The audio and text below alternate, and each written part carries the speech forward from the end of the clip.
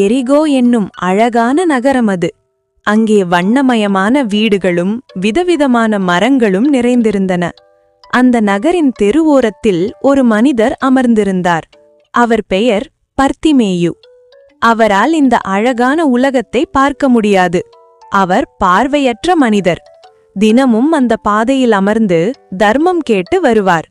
அவர் ஒரு பழைய போர்வையை போர்த்திக் கொண்டிருந்தார். ஒரு நாள் அந்த தெருவில் வழக்கத்திற்கு மாறாக பெரிய சத்தம் கேட்டது. பல 100 கால்கள் நடக்கும் சத்தம் கேட்டது. யார் அங்கே போகிறார்கள் என்று பர்த்திமேயு அங்கிருந்த சிறுவனிடம் கேட்டார். நசரேயனாகிய இயேசு இந்த பாதை வழியாக போகிறார் என்று அந்த சிறுவன் உற்சாகமாக சொன்னான். இயேசு நோயாளிகளை குணமாக்குகிறார் என்ற செய்தியை பர்த்திமேயு ஏற்கனவே கேள்விப்பட்டிருந்தார். பர்த்திமேயுக்கு உள்ளத்தில் ஒரு பெரிய நம்பிக்கை பிறந்தது. அவர் உரத்த குரலில் கத்த ஆரம்பித்தார்.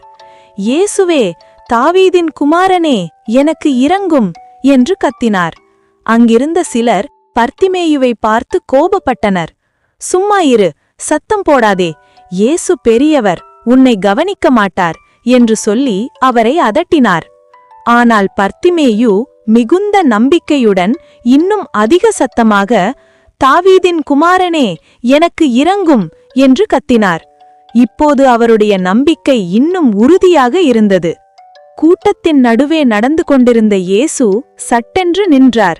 அவர் பர்த்திமேயுவின் குரலை கேட்டார். அவரை இங்கே கூப்பிடுங்கள் என்று இயேசு அங்கிருந்தவர்களிடம் சொன்னார்.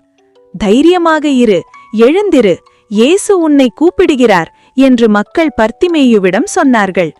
பர்த்திமேயு மகிழ்ச்சியில் துள்ளிக் குதித்தார். அவர் தன் மேலங்கியை கீழே எறிந்துவிட்டு இயேசுவை நோக்கி ஓடினார். இயேசு பர்த்திமேயுவை அன்போடு பார்த்தார்.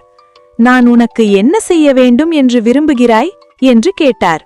பர்த்திமேயு தயங்காமல், ஆண்டவரே, நான் பார்வை அடைய வேண்டும் என்றார்.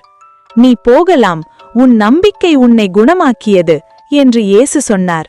அந்த கணமே பர்த்திமேயுவின் கண்கள் திறந்தன. அவர் முதலில் இயேசுவின் முகத்தையும் பிறகு அந்த அழகான வண்ணமயமான உலகத்தையும் பார்த்தார்.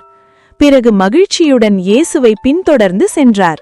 குட்டீஸ், நீங்களும் எப்போதும் எதற்கும் பயப்படாமல் நம்பிக்கையோடு கடவுளிடம் கேளுங்கள். அவர் நிச்சயம் உங்கள் ஜெபத்தை கேட்பார். God bless you. Bye.